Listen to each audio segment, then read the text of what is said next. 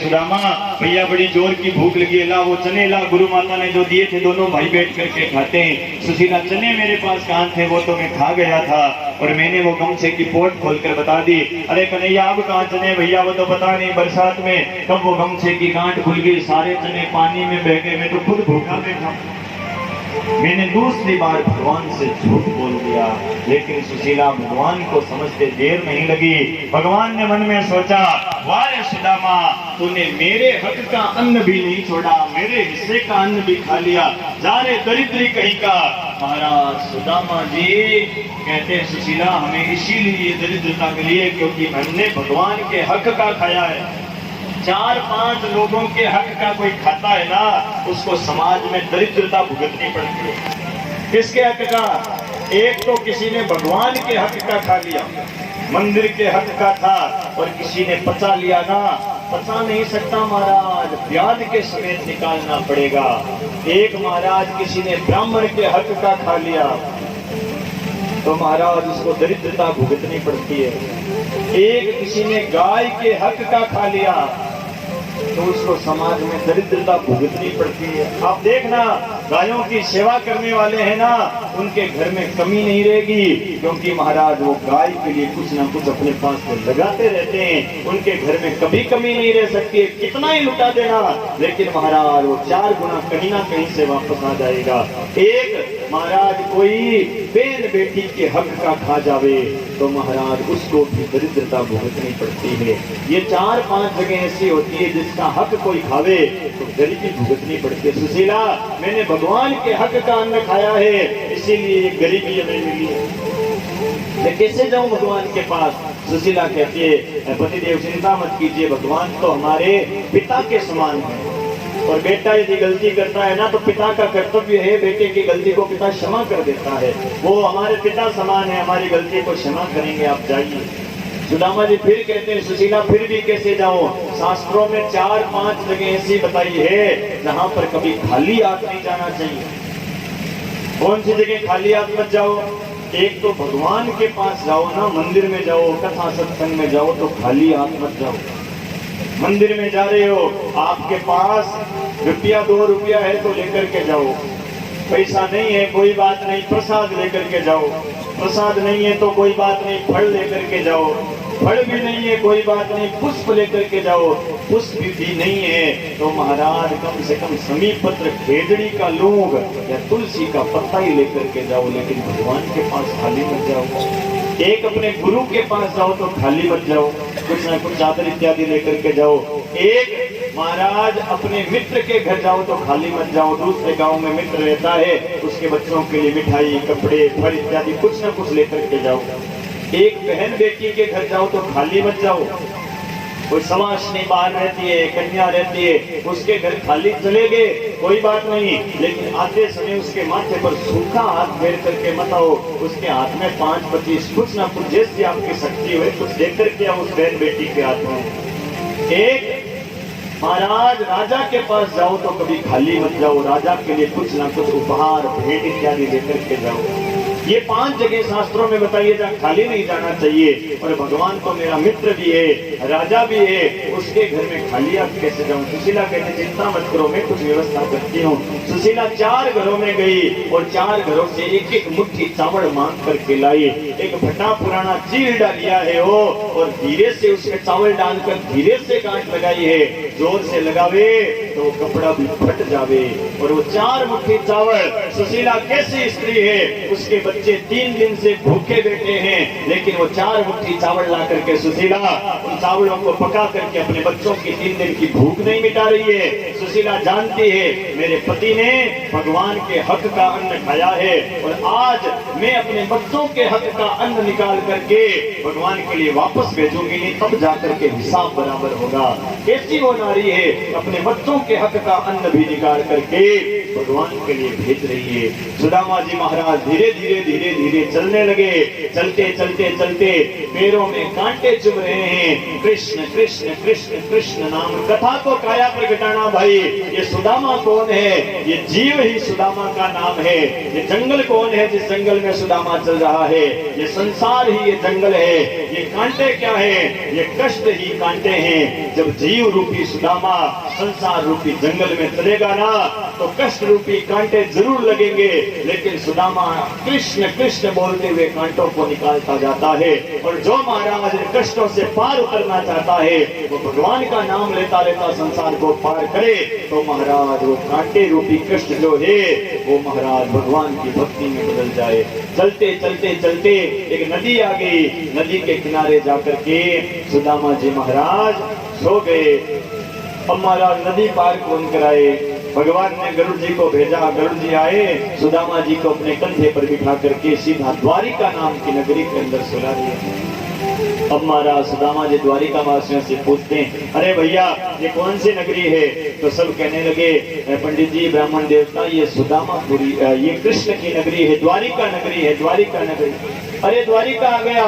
बूढ़ा ब्राह्मण लकड़ी के सहारे, कमर झुकी हुई, टूटी फूटी सी महाराज लकड़ी है, फटी हुई सी धोती है, गले में माला पहन रखी है। सबसे पूछते हैं, द्वारिका वासियों से पूछते हैं, अरे भैया यहाँ कृष्ण का महल कहाँ है? कृष्ण का घर कहाँ है? कोई बता दो रे मुझे, कोई बता दो। तो महाराज एक नगरवासी पास में बुलाता, आइए आइए पंडित जी इधर आइए। और महाराज पंडित जी को वो नगरवासी कहता है, आगे दूर दूर दूर बड़े बड़े सोने के महल दिखाई देंगे और उन महलों के आगे तो द्वारपाल जय विजय खड़े मिलेंगे, वहीं सामने कृष्ण का महल है। सुदामा कहता है, वाह रे कन्हैया तेरे तो ठाठ लगे हुए हैं, सोने के महल है। वाह भाई मेरा मित्र तो बड़ा मौज में है। धीरे धीरे धीरे धीरे चलने लगे और चलते चलते चलते बीच में गिर जाते हैं सुदामा जी, क्योंकि दुबली पतली सी हालत है, ठीक से चला भी नहीं जाता है। चलते चलते द्वारपालों के पास पहुंचते हैं और हाथ जोड़ करके कहते हैं, अरे द्वारपालों एक बार मेरे मित्र कृष्ण को जाकर के कह दो, एक बार मेरे मित्र से मिला दो, उनसे कह दो कि उनका गरीब मित्र सुदामा आया है। द्वारपाल कहते हैं, कहां से आए हो? अरे भैया एक बार मेरे मित्र कृष्ण से जाकर के कह दो उनका मित्र सुदामा आया है। यदि मेरा मित्र भोजन भी करता होगा तो महाराज आकर के मेरे से गले लगेगा। और किस प्रकार सुदामा जी महाराज अपनी व्यथा सुनाते हैं और कैसे भगवान कृष्ण सुदामा जी महाराज के पास जाते हैं, ये भाव के साथ। देखो देखो ये गरीबी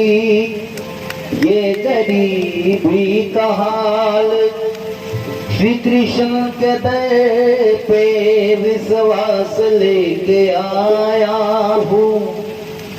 मेरे बचपन का यार है मेरा श्याम, यही सोच के मैं आस करके आया हूँ।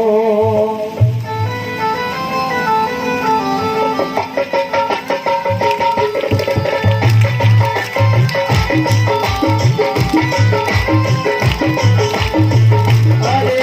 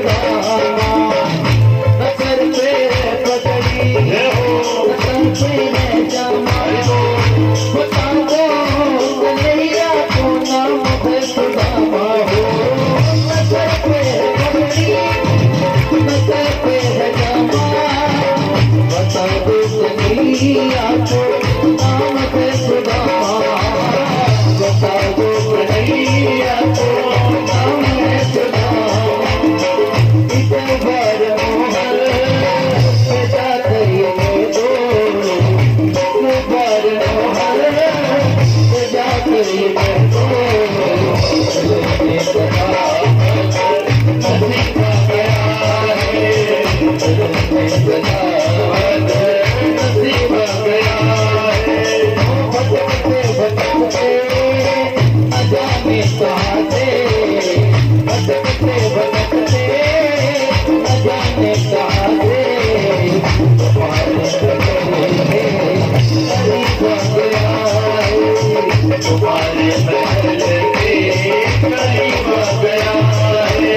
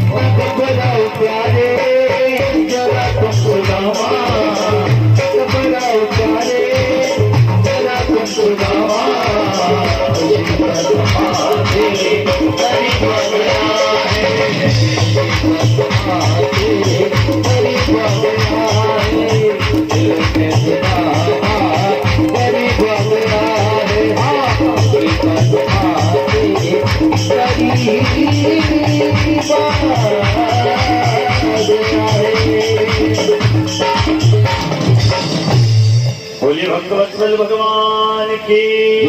सुदामा जी बार बार हाथ जोड़कर कहते हैं भैया एक बार जाकर के मेरा नाम बता दो मेरे मित्र को। एक द्वारपाल कहता है आप यहाँ रुकिए, मैं जाकर के भगवान से आज्ञा लेकर के आता हूँ। एक द्वारपाल जाकर के भगवान के सामने निवेदन करता है, हाथ जोड़ करके प्रणाम करके कहता है प्रभु बाहर एक दुबला पतला सा ब्राह्मण खड़ा है और फटी पुरानी धोती पहन रखी है, सिर ढकने को कपड़ा नहीं है, लकड़ी के सहारे से चल रहा है और अपना नाम सुदामा बता रहा है। भगवान ने जैसे नाम सुदामा सुना है दौड़ पड़े भगवान वहां से और दौड़ करके भगवान गए हैं। दुपट्टा कहीं गिर गया है, भगवान की रानियां देखती रहेगी आज ये क्या कर रहे हैं, भगवान किसके लिए भाग रहे हैं। सुदामा जी को भगवान ने उठाया और उठा करके हाथ पकड़ करके महाराज सुदामा जी का हाथ अपने कंधे पर रखा है। अरे सुदामा, इतनी देर लगा दी तूने आते आते। और महाराज हाथ पकड़ करके सुदामा जी भगवान को देख रहे, अरे कन्हैया, मेरा मित्र कन्हैया आ गया, रे मेरा मित्र कन्हैया आ गया। और महाराज सुदामा जी धीरे धीरे चलते चलते भगवान अपने सिंहासन की ओर लेकर आते हैं। सारी रानियां देखती रह गई, अरे ये कैसा मित्र है, देखो देखो देखो आज भगवान को क्या हो गया, कैसा मित्र है।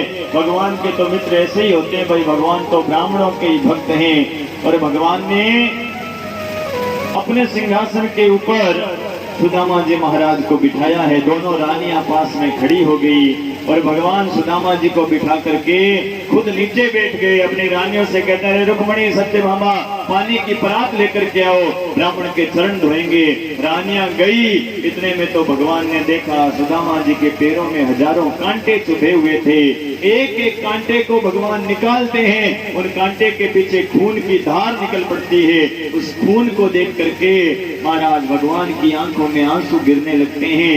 देख सुदामा की दीन दशा, करुणा करके करुणानिधि रोए, पानी परात को हाथ छुयो नहीं, नैनन के जल से पग धोए। सुदामा जी कहते हैं, भैया इन कांटों को रहने दे, मत निकाल। आज वो कांटे भी धन्य हो गए हैं। वो कांटे सुदामा जी से कहते हैं, सुदामा तेरे चरणों का कितना प्रताप है, हम तो तेरे चरणों के लगे थे, लेकिन तेरे चरणों ने आज हमें भगवान के पास पहुंचा दिया। महाराज संत के चरणों का ऐसा प्रताप है, कोई संत के भगत के चरणों से लग जाता है तो भगत के चरण महाराज कांटे जैसे जीवों को भी भगवान तक लेकर के जाते हैं, भगवान तक पहुंचाने का कार्य करते हैं। सुदामा कहता है, बस बस रहने दे भैया, रहने दे। भगवान पास में बैठ गए और भगवान आदेश देते हैं अपनी रानियों से, अरे रुक्मणी सत्यभामा, जामवती, कालिंदी, नगजती, भद्रा, लक्ष्मणा, आओ ब्राह्मण देवता को प्रणाम तो करो। सबसे पहले रुक्मणी आई। सुदामा जी दोनों हाथ उठा कर कहते हैं, अखंड सौभाग्यवती भव। सत्यभामा आई, सुदामा जी कहते हैं, अखंड सौभाग्यवती भव। जामवती आई, अखंड सौभाग्यवती भव। कालिंदी आई, अखंड सौभाग्यवती भव। नग्नजिती आई, अखंड सौभाग्यवती भव। भद्रा आई, अखंड सौभाग्यवती भव। लक्ष्मणा आई, अखंड सौभाग्यवती भव। ऐसा करते करते 300-400 रानियां आई। सुदामा जी का हाथ दुखने लगा। अब महाराज 300-400 बार ऐसे ऐसे करें तो यहाँ से हाथ दर्द करने लग जाता है। सुदामा जी थक गए। सुदामा जी कह गए, भवा भवा भवा भवा, फिर भी रानियां आनी बंद नहीं हुई। सुदामा जी सोचते हैं, ये तो आ ही रही है। सुदामा जी कहते हैं, कन्हैया पास में आ। तो भगवान कहते हैं, बोलो। सुदामा जी कहते हैं, कान पास में ला, कान में कहूंगा।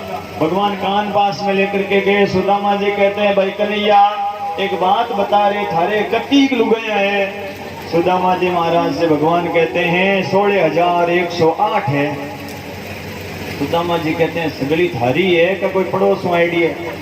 भैया मैं तो बूढ़ा ब्राह्मण हूँ, इतनों को आशीर्वाद देते देते थक जाऊंगा, मेरे से तो आशीर्वाद नहीं लगेगा। एक काम करना कन्हैया, तू मुझे नमस्कार कर ले, मैं तुझे आशीर्वाद दूंगा तो तेरी सारी रानियों को ही आशीर्वाद मिल जाएगा। भगवान ने खड़े होकर नमस्कार किया है और महाराज सुदामा जी आशीर्वाद देते हैं। सुदामा जी पास में बैठे हैं भगवान के और भगवान बचपन की बातें करने लगे। सुदामा, हम बचपन में कितने प्रेम से रहते थे, बड़ा आनंद आता था, जंगल में लकड़ियां लाने जाते थे। सुदामा जी की दशा देखकर भगवान ने सोचा, बेचारा कब से चल कर के आया है, भूख लगी होगी, ये भूखा होगा, इसको भोजन जिमा दूं। तो महाराज सुदामा जी की दशा देखकर भगवान ने अपनी रानियों को आदेश दिया, चुटकी बजाई, अरे रुक्मणी सत्यभामा, जामवती, नगजती, कालिंदी, भद्रा, लक्ष्मणा, आओ ब्राह्मण देवता के लिए भोजन लेकर के आओ। अब जैसे चुटकी बजाई, एक चुटकी में सारी रानियां अपनी अपनी रसोई में चली गई। सुदामा जी महाराज को देख करके भगवान ने तो रानियों को आदेश दिया और सुदामा जी मन में सोचने लगे, वाह रे कन्हैया, तेरे तो ठाठ लगे हुए, एक चुटकी बजाता है और चुटकी में 16,108 रानियां हैं, तेरा कितना कहना मानती। हमारे तो घरों में टाइम पर एक ही कहना नहीं मानती, और कन्हैया तेरे 16,108 है, लेकिन फिर भी चुटकी में काम होता है। तेरी रानियों के अंदर तो जरूर 6 प्रकार के लक्षण हैं। महाराज भगवान कृष्ण की पटरानियों के अंदर, रानियों के अंदर 6 लक्षण थे और प्रत्येक नारी के अंदर, माताओं बहनों ध्यान से सुनना, ये 6 लक्षण जरूर होने चाहिए।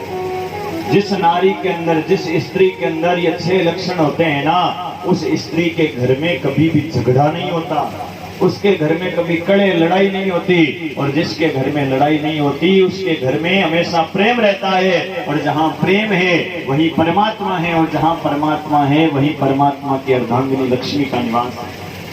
प्रत्येक नारी के अंदर ये 6 लक्षण होने चाहिए। ध्यान देना, आज भागवत का सार आ रहा है। इस प्रजापति परिवार के अंदर बैठ करके, भागवत की कथा में बैठ करके आप लोभी के रुपये के समान इन लक्षणों को अपने पल्ले में गांठ बांध करके भागवत का प्रसाद समझ करके अपने अपने घर में लेकर के जाना। जिस नारी के अंदर ये 6 लक्षण होते हैं, महाराज उस स्त्री के घर के अंदर हमेशा ही प्रेम बना रहता है। कौन से 6 लक्षण है पता है क्या आपको? महाराज लोहा के अंदर ये मेरी दूसरी कथा है, और मुझे पक्का विश्वास है कि ये 5-6 लक्षण लोहा नगरी की माताओं बहनों के अंदर पक्के ही होंगे। लेकिन एक आध यदि कम हुआ ना तो चिंता मत करना, आज भागवत का सार आ रहा है, ठाकुर जी के दरबार में बैठे हैं, आज विश्वास और श्रद्धा पक्की हुई तो महाराज ये 6 लक्षण ग्रहण हो ही जाएंगे। 6 लक्षण कौन से? कान का दरवाजा पेट की तरफ रखना, 4 बजे से पहले गेट की तरफ मत रखना। और महाराज जिस भी लक्षण को ग्रहण करो अपनी आत्मा के अंदर बिठाते रहना, और अपनी महाराज आत्मा में झांक कर देखना हमारे अंदर ये कौन से लक्षण हैं, कौन से नहीं है, और जो नहीं हुए ना उनकी पूर्ति करते जाए। कहते हैं भोजने सुमाता करणे सुमंत्री कार्ये सुदासी शयने सुरंभा धर्मानुकूला मधुर भाषणी सा भार्या अति दुर्लभा। ये 6 लक्षणों वाली पत्नी बड़ी दुर्लभ है। हजारों जन्मों के किसी के भाग्य उदय होते हैं तब जाकर के ये 6 लक्षणों वाली पत्नी मिलती है। भगवान कृष्ण की रानियों के अंदर ये 6 लक्षण थे। ध्यान देना माताओं, कौन से 6 लक्षण है? पहला लक्षण शास्त्रों में बताया है, भागवत में लिखा है भोजने सुमाता। पत्नी अपने पति को भोजन जिमावे ना, भोजन जिमाते समय पत्नी का स्वभाव, पत्नी का व्यवहार कैसा होना चाहिए? पहला लक्षण क्या है? भोजने सुमाता। भोजन कराते समय पत्नी का स्वभाव एक मां के समान होना चाहिए। मां जैसा भोजन कराती है ना बेटे को, वैसा भोजन आदमी 5 स्टार होटल में चला जाए ना वैसा स्वाद नहीं आ सकता। महाराज मां बेटे के पसंद की सब्जी बनाती है, बेटा स्कूल चला जावे मां इंतजार करती है, मारो छोरो आए जिन्हें गरम गरम रोटी बना जिमाओ।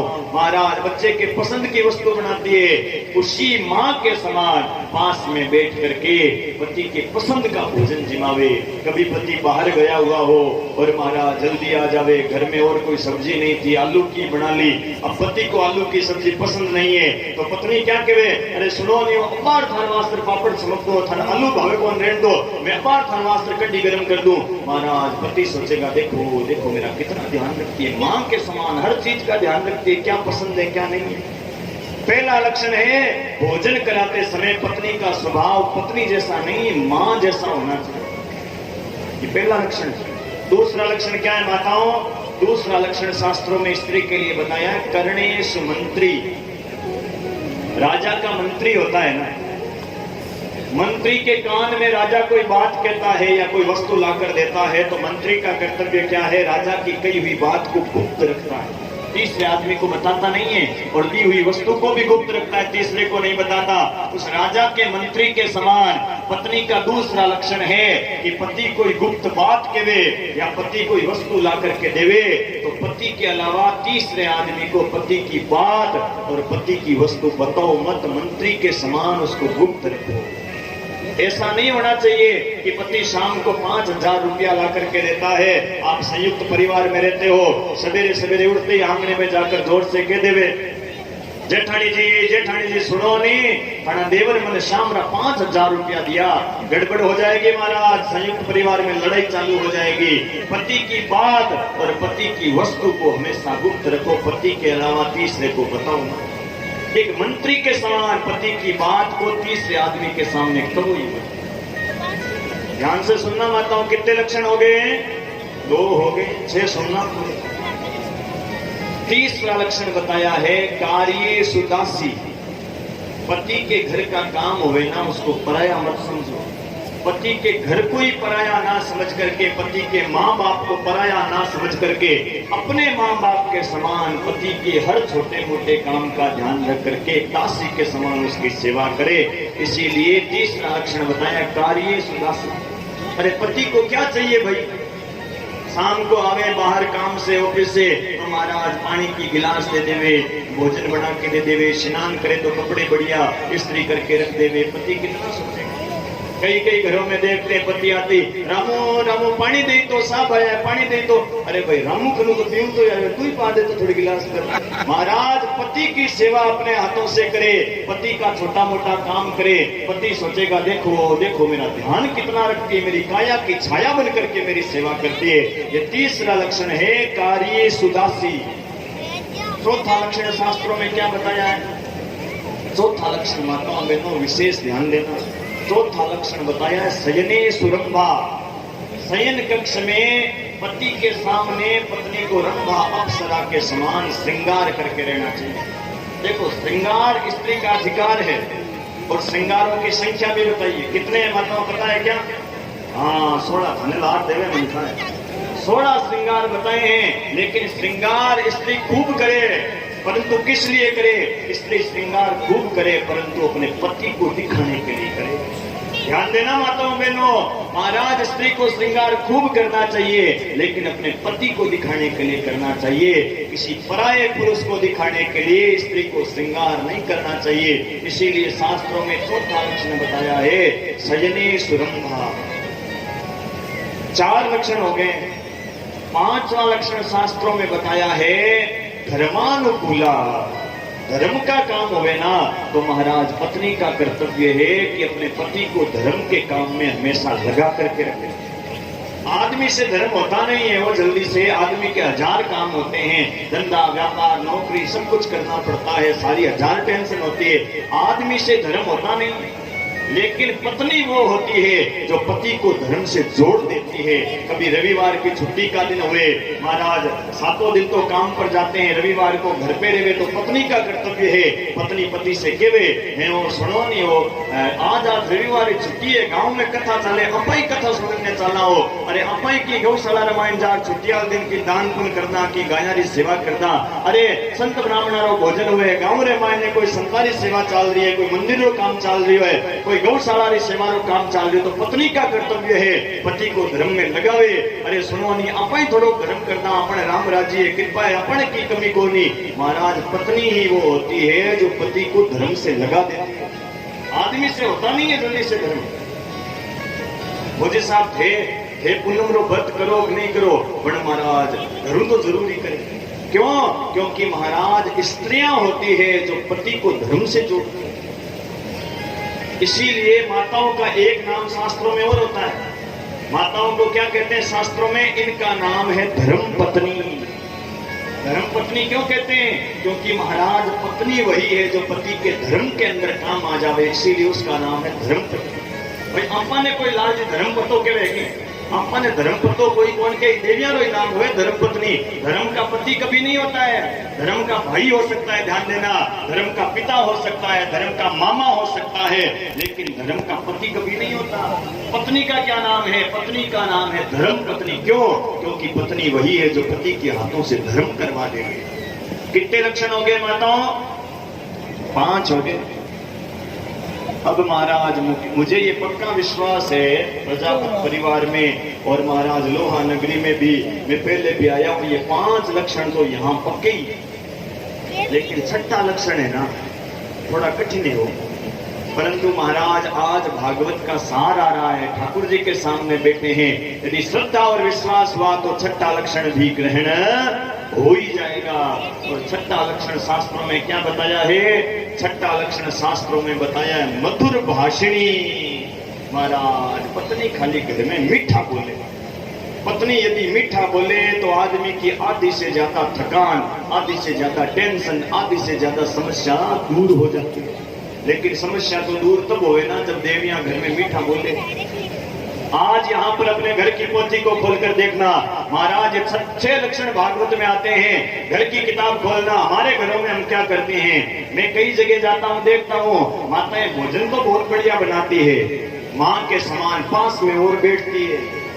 लाइट का भरोसा और नहीं करती भाई, लोहा में लाइट चली जाए तो ऐसे पंखी से गर्मियों में ऐसे हवा और डालती, लाइट चली जाए गर्मी लग जाए भोजन करते समय हवा डालते डालते कहेगी हे ओ सुनो नहीं, हनी माँ ने मना लिया मैंने यहाँ कह दियो, ऐसे हवा डाले हवा डालते डालते फिर कहेगी हे ओ सुनो नहीं, मैंने बटोड़ा बेन आइडा है मैंने मना लिया मैंने यहाँ कह दियो है। महाराज वो हवा कैसे लग रही है पति को?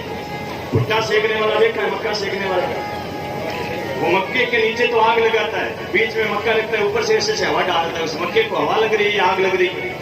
माँ को मना लेना, बहन को मना लेना। माताओं बहनों, भोजन करने के लिए पति बैठे, हंसने की बात नहीं है। जिस समय पति भोजन करने के लिए बैठे उस समय थाली में केवल प्रेम परोसिए, परिवार की ये फालतू की बातें मत परोसिए, इसने ये बोल दिया, इसने ये बोल दिया। महाराज, क्योंकि जिस समय व्यक्ति भोजन करता है ना, और जिस समय भोजन करते समय जैसा व्यवहार होता है वैसे ही उस व्यक्ति की बुद्धि बन जाती है। बड़ी सावधानी रखनी चाहिए। लेकिन महाराज घर घर की कहानी है, कई जगह देखते हैं माताएं भोजन बढ़िया बनाएगी, हलवा और बनाती है, खीर और बनाती है, ऐसे हवा डालते डालते कहेगी हे वो सुनो नहीं तो सोनार रे गया कि पति कहेगा मैं तो भूल गयो काम कर लो बनाओ। हाँ मारने टाइम भूलो तो थारी मारी से बात याद रहे, हलवो ले लो, थोड़ा सीरो और बनाओ, हलवो ले लो। अब वो हलवो घणो बढ़िया बने बन गए नीचे उतरे को। फिर महाराज थोड़ो खीर पुरसते हुए के और सुनो नहीं, फिर रतनगढ़ गया कि एक नयो सूट साड़ी चाली उड़ी मारवा लाया कि पति कहेगा है मैं तो भूलियो काम। हाँ मारने टाइम भूलो तो थारी बहन ऋषि बात याद रहे, देवी ये टुकड़ो तो खाएंगे। महाराज भोजन तो वो भी करा रही है, भोजन तो उसने भी बढ़िया बनाया है, लेकिन फर्क कितना है कि महाराज मीठा नहीं बोलती। और मैंने कहा था ना छठा लक्षण थोड़ा सा कम है हो, इसलिए देख लो मैंने इन भाइयों के फायदे की बात बताई है ना, तो भी इनसे ताली नहीं बज रही है, क्योंकि छठा लक्षण है ही नहीं तो ताली नहीं। तो भाई जिस घर में प्रेम है ना उस घर के अंदर हमेशा लक्ष्मी का निवास होगा। सुदामा जी महाराज कहते हैं वारे कन्हैया तेरी रानियों के अंदर तो 6 प्रकार के लक्षण हैं। इधर उधर की बातें करने लगे। भोजन परोसा, सुदामा जी महाराज ने एक गिलास लिया, थाली से नीचे गिर गया। सुदामा कहता है भैया हमें 56 भोग की आदत नहीं है, 2-4 दिन और रुके। भगवान कहते हैं सुदामा मैंने सुना कि तेरा विवाह हो गया और भाभी ने मेरे लिए कुछ ना कुछ तो भेजा होगा। अब हमारा सुदामा वो पोटली को छिपाने लगा। सुदामा सोचता है, सुदामा कहता है भाई देखो देखो यहाँ तो बासमती चावल भी चिड़िया चुगती है। और सुदामा तू क्या लाया, ये रंग बिरंगे चिड़वे लेकर आया, ये रानियां क्या सोचेंगी। सुदामा कहता है कन्हैया मैं सवेरे जल्दी निकला था भैया, बाजार सारा बंद था, इस बार आऊंगा ना तेरे लिए माखन मिश्री लेकर के आऊंगा। भगवान कहते हैं ना ना सुदामा, भाभी ने कुछ ना कुछ तो मेरे लिए जरूर भेजा है।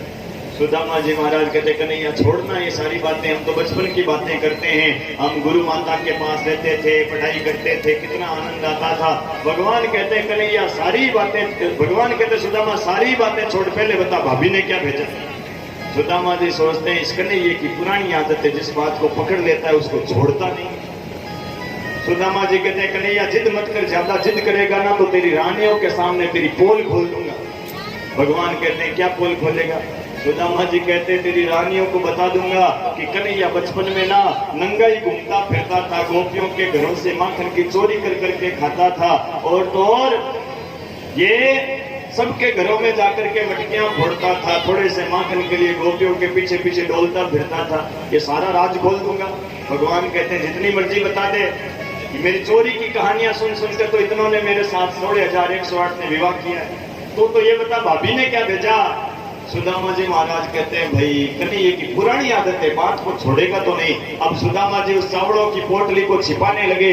भगवान कहते हैं सुदामा क्या छिपा रहा है बता दो। और महाराज भगवान ने हाथ बढ़ाया और हाथ बढ़ाकर वो पोटली को छीन लिया, और छीन करके भगवान ने जैसे ही पोटली को खोला है, पोटली को खोल करके भगवान देखने लगे, उसमें रंग बिरंगे चावल थे।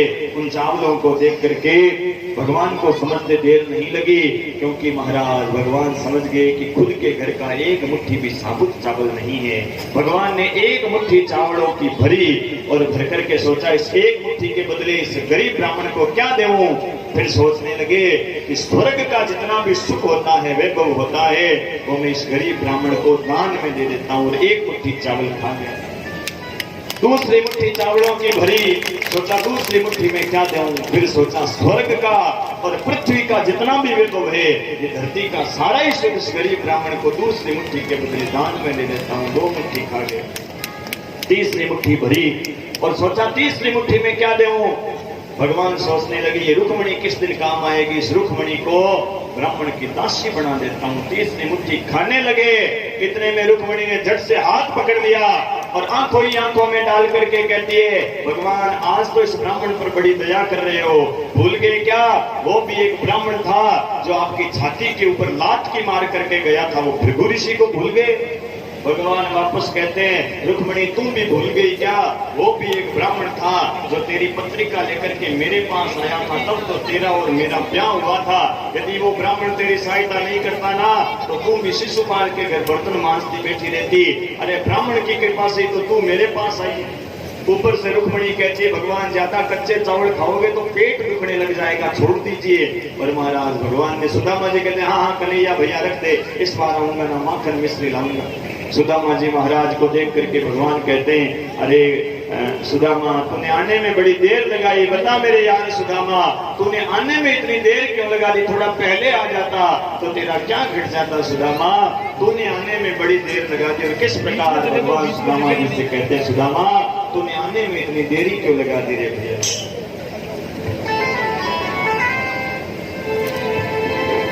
बता मेरे यार सुदामा रे, भाई घने दिना में आया, बता मेरे यार सुदामा रे, भाई घने दिना में आया, बता मेरे यार सुदामा रे, भाई घने दिना में आया।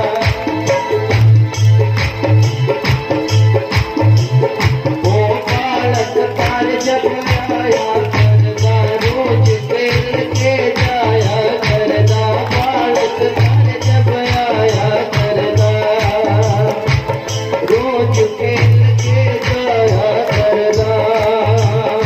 कोई तो तकरार सुदामा रे, भाई घने दिना में आया, कोई तो तकरार सुदामा रे, भाई घने दिना में आया।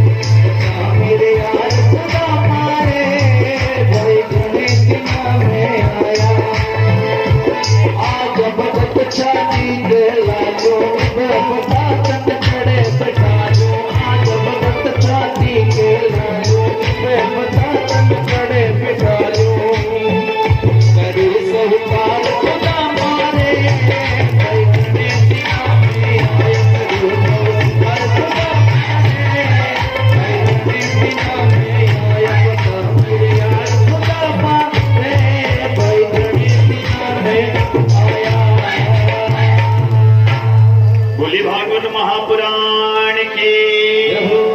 सुदामा जी महाराज को वहां रहते हुए 2-4 दिन हुए।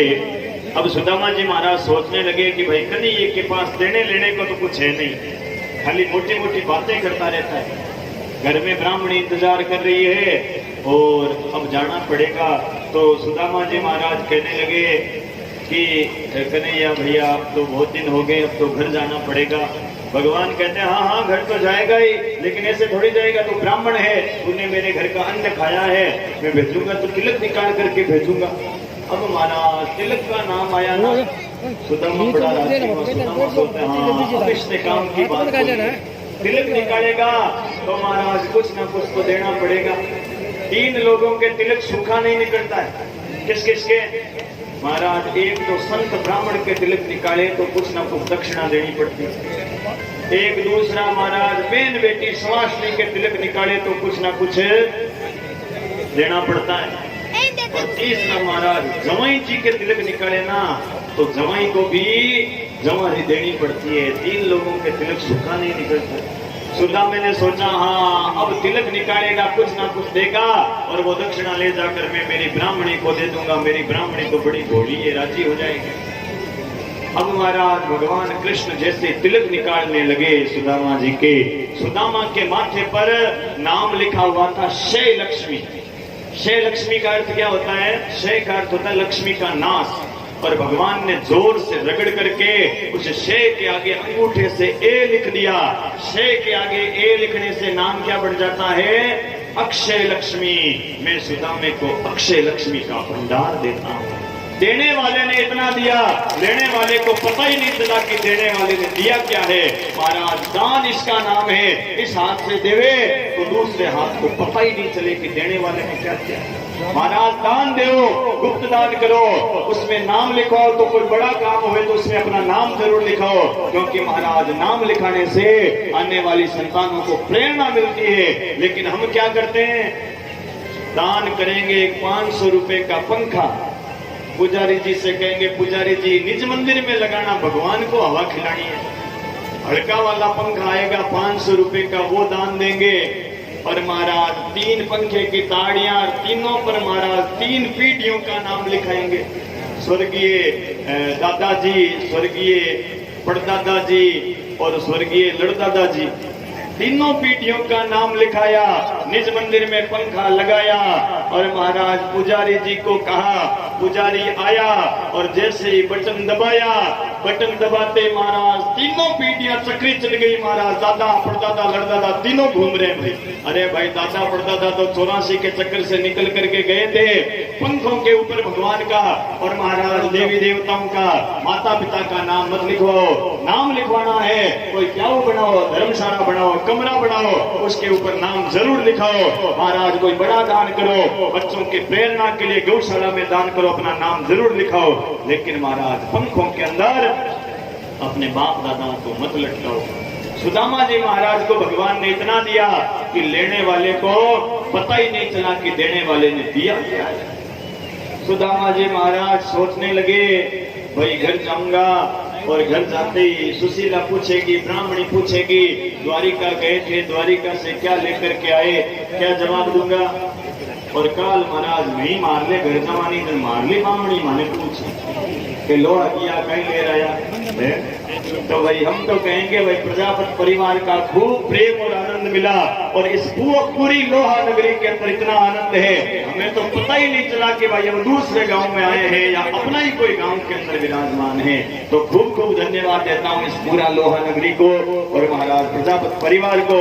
7 दिन कैसे निकले कथा के अंदर, अरे भाई पता ही नहीं चला पहला दिन कब गया और 7वां दिन कब आ गया।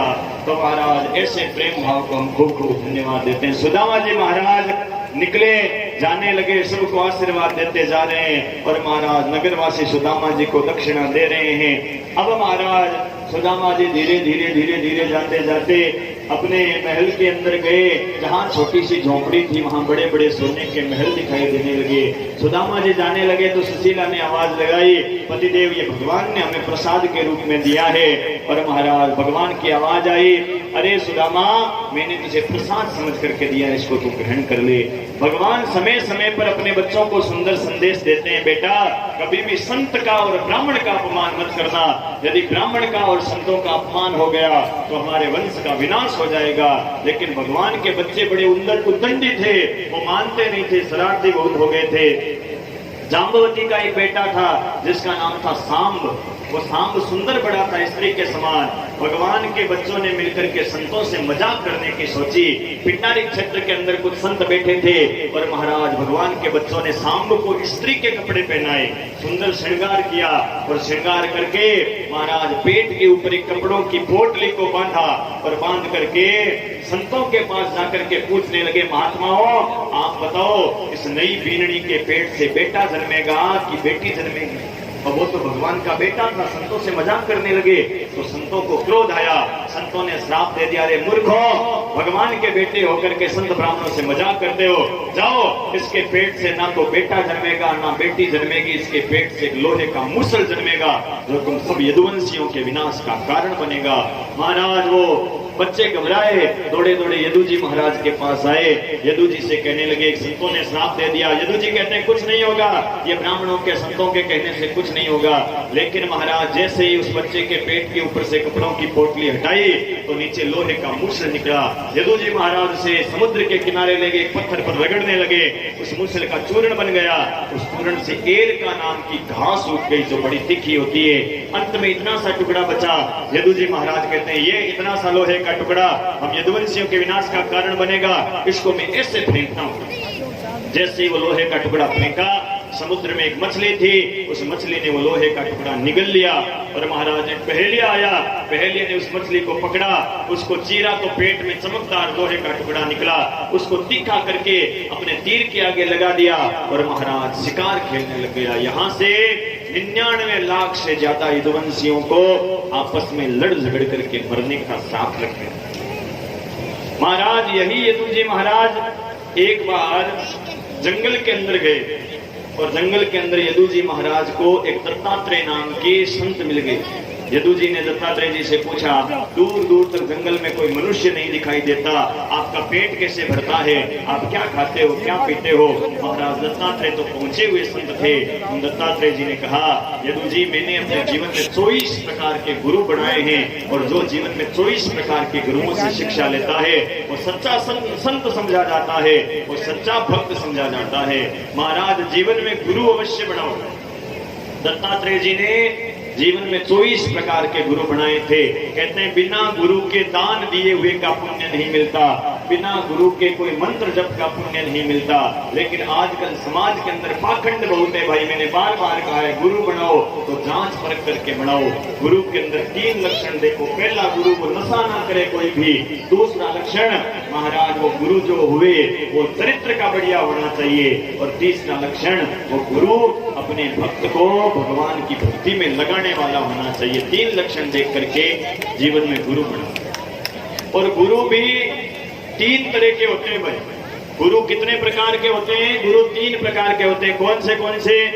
एक गुरु होता है पुरोहित गुरु। पुरोहित गुरु किसको कहते हैं? जो आपके घर में शादी विवाह का, पूजा पाठ का, कर्म कांड का जो काम करने आता है वो आपका पुरोहित गुरु है। जो पूजा पाठ करता है आपके घर में वो आपका पुरोहित गुरु है। दूसरा गुरु होता है शिक्षा गुरु। शिक्षा गुरु किसको कहते हैं? जिससे आप जीवन में कोई चीज सीखते हो। बेटी माँ से रोटी बनाना भी सीखती है ना, वो माँ बेटी की गुरु है। बेटा बाप से काम करना, हल चलाना, खेती करना भी सीखता है तो महाराज वो पिता उस बेटे का गुरु है। आप स्कूल जाते हो, मास्टर जी से पढ़ना, लिखना, बोलना, चलना कुछ भी सीखते हो, पढ़ाई करते हो तो विद्यालय के अंदर, स्कूल के अंदर जो शिक्षक हैं, अध्यापक हैं, वो आपके गुरु हैं। सिखाने वाला गुरु होता है। कई महाराज बीड़ियां पीना, जर्दा खाना, गुटखा खाना सिखाता है ना, तो महाराज वो नशा सिखाने में वो भी उसका गुरु ही है। गुरु है, कोई ना कोई सिखा रहा है ना, चाहे गलत सिखावे तो गलत गुरु है, अच्छा सिखाओ तो अच्छा गुरु है। शिक्षा गुरु आप जीवन में जितने मर्जी उतने बना सकते हो, 100, 200, 500, 1000, 2000, जितनों से शिक्षा लेना उतने ही आपके शिक्षा गुरु हैं।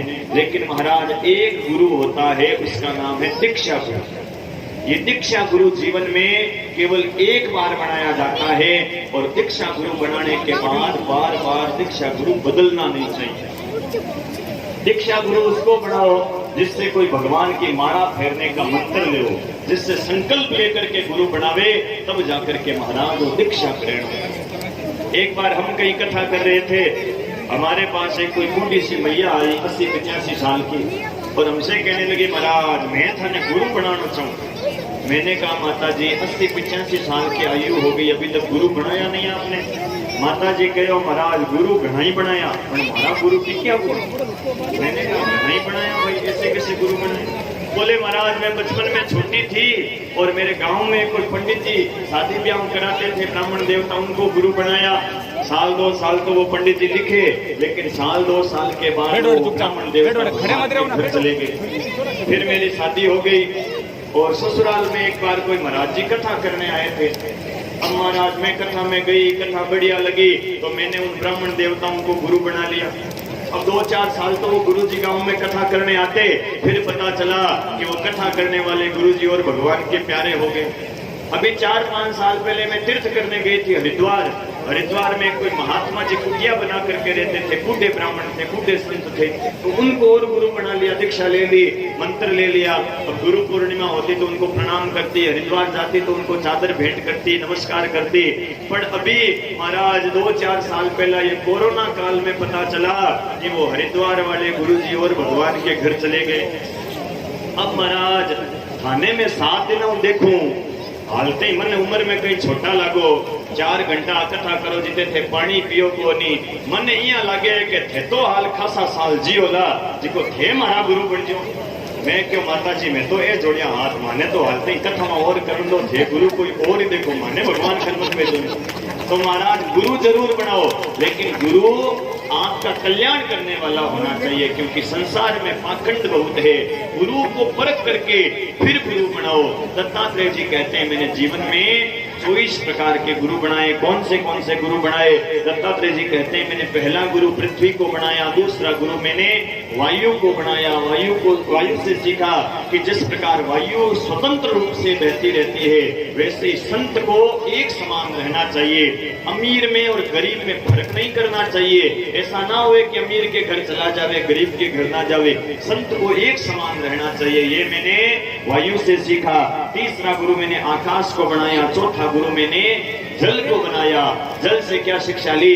जल जिस प्रकार शीतल रहता है, वैसे संत जो है उस संत को हमेशा शीतल रहना चाहिए, क्रोध नहीं करना चाहिए छोटी छोटी बात में। ये मैंने पानी से सीखा। और 5वां गुरु मैंने अग्नि को बनाया। अग्नि से क्या शिक्षा ली? जिस प्रकार अग्नि जलाने का काम करती है, वैसे ही भगवान का नाम हमेशा पापों को जलाने का काम करता है। मैंने 6ठा गुरु चंद्रमा को बनाया। चंद्रमा से क्या शिक्षा ली? चंद्रमा की कलाएं घटती बढ़ती रहती है। अमावस्या के बाद पूर्णिमा जरूर आती है और पूर्णिमा के बाद अमावस्या भी जरूर आती है। उसी प्रकार मैंने चंद्रमा से सीखा कि जीव के जीवन में सुख आएगा तो एक दिन दुख भी जरूर आएगा, और यदि दुख आएगा तो घबराना नहीं चाहिए। एक ना एक दिन उसके जीवन में पूर्णिमा के समान सुख भी जरूर आएगा। ये मैंने चंद्रमा से सीखा। 7वां गुरु मैंने सूर्य को बनाया। 8वां गुरु मैंने कबूतर को बनाया। 9वां गुरु मैंने अजगर को बनाया। अजगर से क्या शिक्षा ली? अजगर महाराज जंगल में मुंह खोल करके बैठा रहता है, ज्यादा प्रयास नहीं करता, अपने आप ही उसका पेट भर जाता है, जीव आ जाते हैं अपने आप ही उसके मुंह में। अजगर से मैंने सीखा कि संत को ज्यादा इधर उधर भागना नहीं चाहिए धन के लिए। अजगर करही न चाकरी, पंछी करही न काम, दास मलूका कह गए सबके दाता राम। सबका पेट भरने वाला वो परमात्मा है, वो जरूर देगा। ये मैंने अजगर से सीखा। 10वां गुरु मैंने सागर को बनाया। 11वां गुरु मैंने पतंगे को बनाया। और पतंगे को गुरु बना करके क्या शिक्षा ली? कि संत को हमेशा आंख को नियंत्रण में रखना चाहिए। महाराज पतंगा जो होता है, ये बरसात के दिनों के अंदर ये जीव जंतु आते हैं ना, ये महाराज आंख के कारण मारे जाते हैं। उनको प्रकाश दिखाई देता है और अग्नि में आकर के जल जाते हैं। तो महाराज 24 गुरुओं की शिक्षा के अंदर आकर के हमेशा आंख के ऊपर जो मां शब्द स्पर्श रूप रस और गंध है महाराज उसके अंदर दर्शन को नियंत्रण में रखना चाहिए। ये मैंने पतंगे से सीखा। 12वां गुरु मैंने भंवरे को बनाया। भंवरे से क्या शिक्षा ली महाराज? भंवरा सुगंध के चक्कर में फंस जाता है। कमल के फूल के ऊपर सुगंध के कारण बैठता है, सुगंध लेता रहता है और शाम होते ही वो कमल का फूल महाराज बंद हो जाता है। वो भंवरा उस फूल के अंदर कैद हो जाता है। ये मैंने भंवरे से सीखा। संत जो हुए उसको नाक को भी संयम में रखना चाहिए। इत्र फूले सुगंधित पदार्थों के चक्कर में नहीं पड़ना चाहिए। मैंने 13वां गुरु मधुमक्खी को बनाया। मधुमक्खी से क्या शिक्षा ली महाराज? मधुमक्खी शहद का संग्रह करती है और महाराज कोई दूसरा आता है और शहद को निकाल करके ले जाता है। वैसे ही मैंने मधुमक्खी से सीखा यदि कोई संत बन गया, संत बनने के बाद संग्रह नहीं करना चाहिए ज्यादा। महाराज चेलों को इकट्ठा नहीं करना चाहिए। यदि साधु ही बन गया, घर ही छोड़ दिया। अब महाराज साधु तो बन गया, घर में 3 बेटे थे, 4 बेटे सीखा। 23वां गुरु मैंने एक लोहार को बनाया और 24वां और अंतिम गुरु मैंने इस शरीर को बनाया। शरीर से क्या शिक्षा ली? ये शरीर हमारा निरंतर बदल रहा है। आज से 7 दिन पहले जैसा ये शरीर था ना वैसा आज नहीं है, और जैसा आज है वैसा 7 दिन के बाद ये शरीर नहीं रहेगा। इस शरीर में निरंतर बदलाव होता रहता है। जो चीज 1 साल में बदलती है ना वो 1 महीने में भी बदलेगी। जो 1 महीने में बदलती है वो 1 दिन में बदलेगी। जो 1 दिन में बदलती है वो 1 घंटे में बदलेगी। जो 1 घंटे में बदलती है वो 1 मिनट में बदलेगी। जो 1 मिनट में बदलती है वो 1 सेकंड में बदलेगी। और जो सेकंड में बदलती है वो सेकंड के 100वें भाग में भी बदलेगी। और इस बदलने का नाम ही मृत्यु है। कि मौत क्या है? हमारा शरीर निरंतर बदल रहा है, यानी हम मृत्यु के नजदीक जा रहे हैं। हमारी आयु बढ़ नहीं रही है, हमारी आयु घट रही है। उम्र क्या है? एक फूटे हुए घड़े के अंदर से टप टप टप टप पानी टपकता है, वैसे ही हमारी आयु घट रही है। महाराज 24,600 सांस एक आदमी 24 घंटे में लेता है। 24,600 सांस लेता है, 24,600 सांस छोड़ता है। और जो सांसें हमारी भगवान के नाम के बिना चली गई, समझ लो महाराज हमारे हाथ में आया हुआ हीरा हमने कचरा समझकर फेंक दिया। क्योंकि वो सांस जो निकल गई है वो वापस कभी भी जीवन में नहीं आ सकती। जैसा आज का दिन है वैसा कल का रह नहीं सकता है। इसीलिए समय रहते भगवान के भजन में लग जाना चाहिए। जितना भी समय ये नहीं देखना चाहिए बूढ़े होएंगे तब भजन करेंगे। अरे भैया बूढ़ापा देखा किसने, आएगा कि नहीं आएगा? जब समय रहते भजन कर लिया जाए वही कल्याण का सुगम मार्ग है। सुखदेव जी महाराज कहते हैं परीक्षित 99 लाख से ज्यादा यदुवंशियों को आपस में लड़ झगड़ करके मरने का श्राप लग गया। 99 लाख से ज्यादा यदुवंशी आपस में लड़ झगड़ करके मरने लगे। अस्त्र शस्त्र समाप्त हो गए। तो महाराज एरका नाम की जो घास थी ना उस सूरन से जो उगी थी उसको उखाड़ उखाड़ करके उस घास से ही माथे काटने लगे। अंत में कुछ एक यदुवंशी बचे थे। भगवान कृष्ण एक पेड़ के नीचे टांग पर टांग चढ़ाकर बैठे थे। तभी एक बहेलिया आया, जिस बहेलिये के तीर के आगे वो लोहे के मुसल का टुकड़ा था। उस बहेलिये ने भगवान के पैर के तलवे को हिरण के बच्चे का मुंह समझा और तीर चलाया। वो तीर सीधा भगवान कृष्ण के पैर के तलवे के अंदर लगा और महाराज लगते ही भगवान के पैर से खून निकलने लगा। वो बहेलिया दौड़ा दौड़ा आया, भगवान क्षमा कर देना, मैंने सोचा हिरण का बच्चा है। भगवान कहते हैं बहेलिया तेरी कोई गलती नहीं है, मेरी इच्छा के बिना एक पेड़ का पत्ता भी हिलता नहीं है। तेरा और मेरा पिछले जन्म का कोई संबंध बाकी था जो आज पूरा हो गया है। अरे भैया हम इस संसार में पत्नी से, पति से, बेटे से, भाई से, बहन से, जिससे भी मिलते हैं, माता पिता से, वो हमारा कई जन्मों के